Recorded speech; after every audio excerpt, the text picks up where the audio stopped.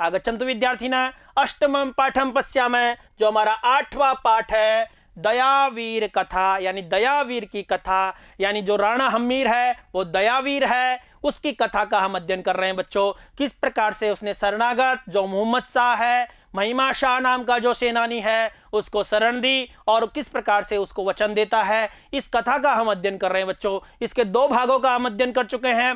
पहले भाग में हमने पाठ परिचय जाना, विद्यापति जी के बारे में जाना, कवि के बारे में जाना और जो राणा हम्मीर था उसके इतिहास के बारे में जाना, किस प्रकार से वो एक महान शासक है और किस प्रकार से हम्मीरठ के लिए वो प्रसिद्ध है, उसके बारे में जाना। इसके अलावा हमने दूसरे भाग में जो दयालु हम्मीर था उसके का श्लोक के माध्यम से हमने अध्ययन किया और जो अलाउद्दीन नाम का जो राजा है यवनों का, वो किस प्रकार से अपनी सेनानी पर क्रोधित हुआ उसके बारे में जाना और सेनानी ने किस प्रकार से वहां से पलायन किया और वो किस प्रकार का चिंतन कर रहा है कि यानी परिवार को छोड़कर मैं दूसरे लोक में भी ये दूसरी जगह जाता हूं तो वो दूसरे लोक में जाने के समान है और ऐसे जीवन से किस प्रकार का कोई लाभ नहीं है। तो उसके आगे किस प्रकार से वो मोहम्मद शाह है वो शरण लेता है राजा की, इसका हम महिमा शाही द्वारा हम्मीर देवस्य आश्रय ग्रहणम इस भाग में राज्य अभयदानम च, यानी राजा का राणा हम्मीर है उसके द्वारा किस प्रकार से उसको अभयदान दिया जाता है।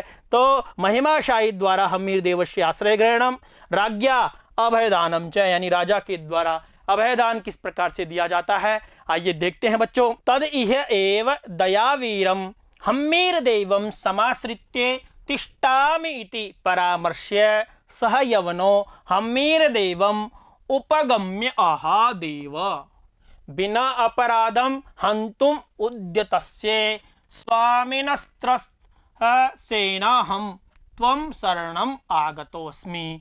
तो बच्चों तद इह एव, तो अब यह यानी यही दयावीर, अब जो मोहम्मद शाह है अर्थात जो महिमा शाही नाम का जो सैनिक है वो किस प्रकार से हम्मीर देव के राज्य में आकर चिंतन करता है उसके बारे में देख रहे हैं बच्चों।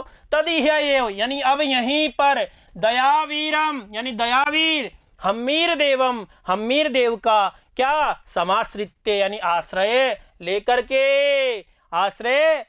के तिष्ठामि इति यानी रुकता हूं इस प्रकार से, इति यानी इस प्रकार से, परामर्श से यानी विचार करके। कौन? वो सेनापति सह यवनो, वह सेनापति यवन हम्मीर देवम उपगम्य आहा, हम्मीर देव के पास में जाकर के बोला देव यानी हे राजन देव बिना अपराधम यानी बिना अपराध के हंतुम उद्यतस्य यानी हंतुम यानी मारने के, उद्यतस्य यानी तैयार। कौन? स्वामिनस्त्र यानी स्वामिनस्त्रस्ते सेन यानी स्वामी के क्रोध से, त्रस्त त्राशेन यानी यहां बच्चों त्राशेन, स्वामिनः त्राशेन अहम त्व शरणम आगतोस्मि यानी स्वामी के भय से तुम्हारे शरण में मैं आया हूं।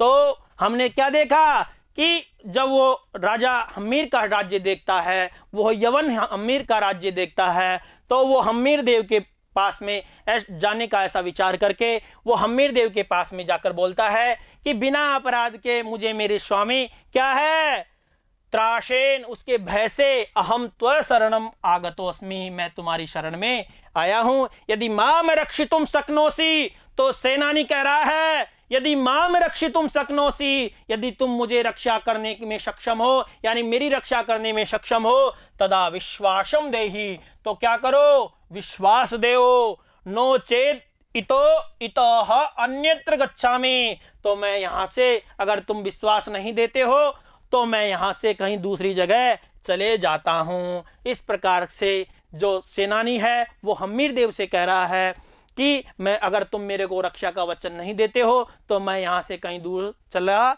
जाऊंगा। यह का मतलब यही, समाश्रित्य का मतलब आश्रय लेकर के, उपगम्य यानी समीप जाकर के, उद्यतस्य यानी तैयार, त्रासेन का मतलब भय से, आहा यानी बोला, विश्वासम देहि का मतलब विश्वास दो, नो चेत यदि नहीं तो, नो चेत मतलब यदि नहीं तो मैं कहीं और जगह चले जाऊंगा। तो बच्चों यहाँ एक संधि है, स्वामिना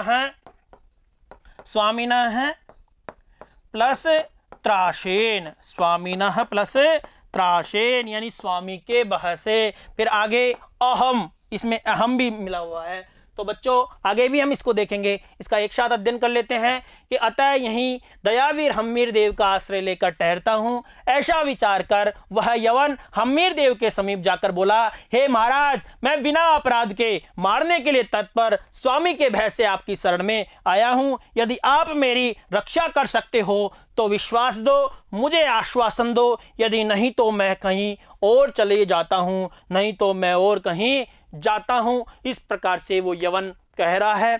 तो आइए बच्चों आगे देखते हैं। व्याकरण में तद इह एव, तत् प्लस इह प्लस एव, तो तय का द हुआ, तय का द यानी जस्त्व संधि होती है बच्चों, तय का द कर देता है, यानी 1 2 3 4 का 3 हो जाता है।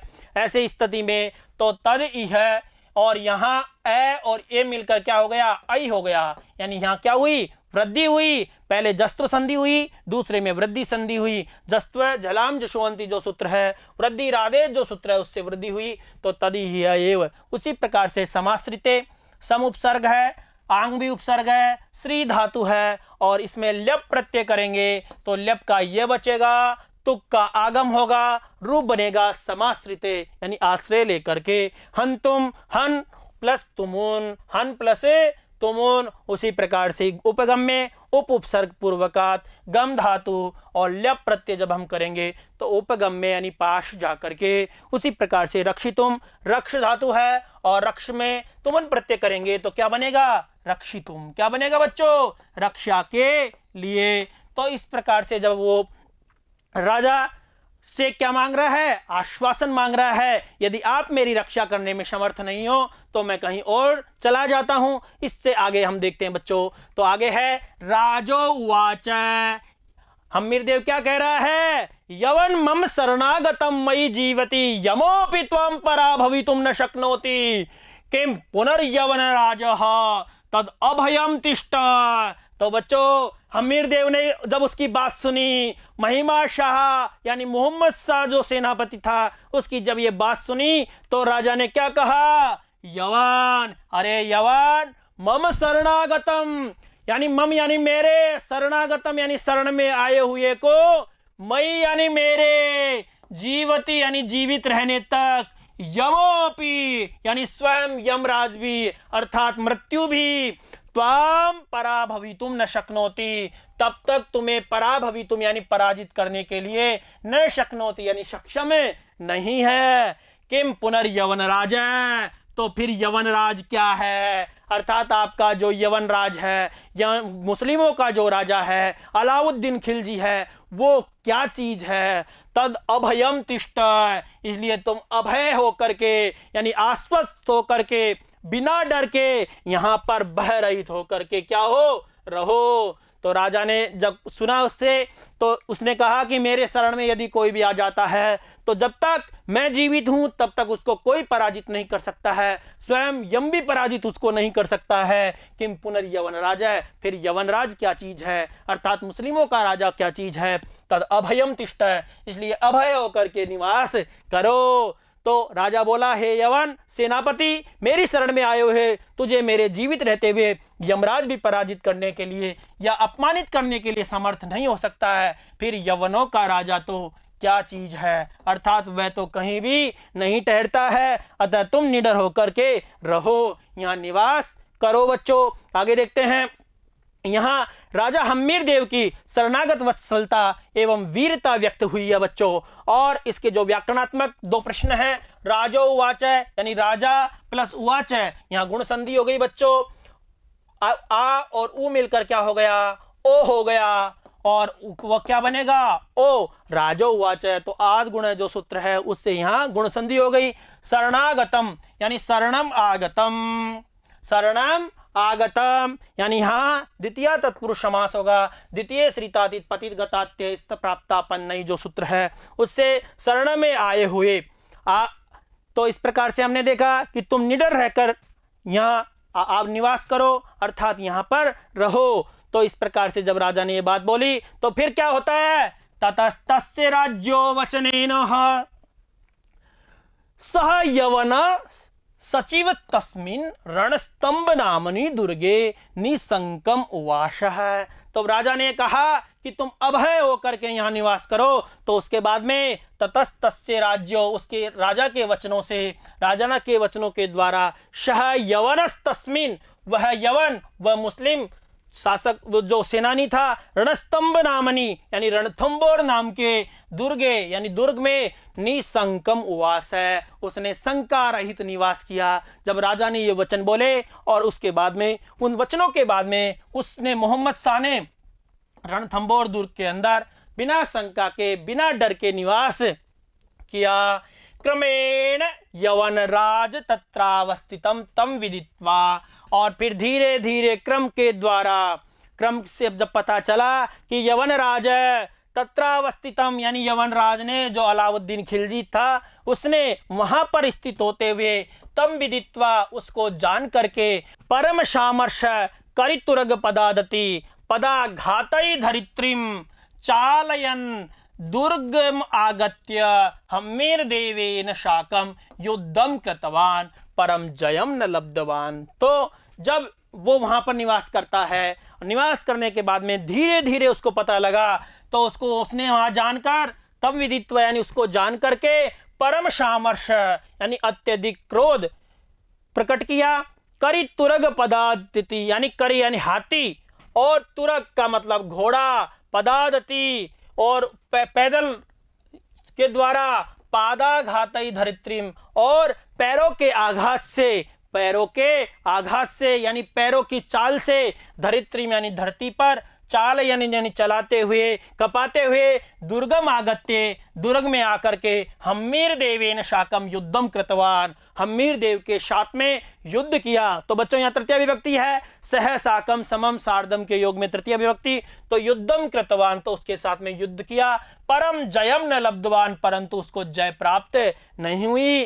तो बच्चों क्या कहा है कि राजा के जब वचन सुने उसने, सेनानी ने, तो वहां उसने निशंक यानी बिना शंका के रहित होकर के वहां निवास किया। लेकिन धीरे धीरे यवन राज को जब पता चला तो उसको गुस्सा आया, और गुस्सा आने के बाद में उसने हाथी, घोड़े और पैदल जो रथी थे उनके द्वारा धरती को कपाते हुए और हम्मीर दुर्ग में आकर के हम्मीर देव के साथ में क्या किया, युद्ध किया, परंतु उसको विजय प्राप्त नहीं हुई। बच्चों तो रणस्तंभ नामनी यानी रणथंबोर नामक, निसंकम यानी शंका रहित होकर के, वाश यानी रहा, ठहरा, तुरग यानी घोड़ा, पदाघात यानी पैरों के आघात से, धरित्री में यानी पृथ्वी को, चालयन यानी कपाते हुए, शाकम यानी साथ में, लब्धवान यानी प्राप्त की। इस प्रकार से इसको आगे हमें एक साथ देख लेते हैं। इसके बाद में उस राजा के यवन से वह यवन सेनापति उस रणथंबोर नामक किले में शंका रहित होकर रहने लगा। क्रम से यवनों का राजा उसे वहां ठहरा हुआ जानकर अत्यंत क्रोधित हुआ। हाथियों, घोड़ों तथा पैदल सेना के पैरों के आघात से, प्रहारों से धरती को कपाते हुए किले के दरवाजे पर आकर हम्मीर देव के साथ में क्या किया, युद्ध करने लगा। परंतु युद्ध में उसको विजय प्राप्त नहीं हुई, यानी वो विजय प्राप्त नहीं कर सका। तो बच्चों आगे देख लेते हैं कि यहाँ राजा हम्मीर देव की शरणागत वत्सलता एवं वीरता व्यक्त हुई है इस पद्य में। तो विदित्वा, विदु धातु है, इक्त्वा प्रत्यय यानी जान करके, तो रूप बनेगा विदित्वा। उसी प्रकार से कृत क्रिय धातु है, इक्तवतु प्रत्यय, इक्तवतु का तवत बचता है और रूप बनेगा कृतवान यानी किया। लब्धवान लब धातु है, इक्तवतु प्रत्यय है और रूप बनेगा लब्धवान यानी प्राप्त किया। इस प्रकार से हमने इनको जाना बच्चों। तो हमारे ने कहाँ छोड़ा है कि युद्ध किया और युद्ध में यवन राज ने, जो अलाउद्दीन खिलजी है, उसने विजय प्राप्त नहीं की। तो आगे किस प्रकार की घटना होती है उसको आगे के चतुर्थ भाग में जानेंगे। बहुत बहुत धन्यवाद। पुनर्मिलामः। नमो नमः।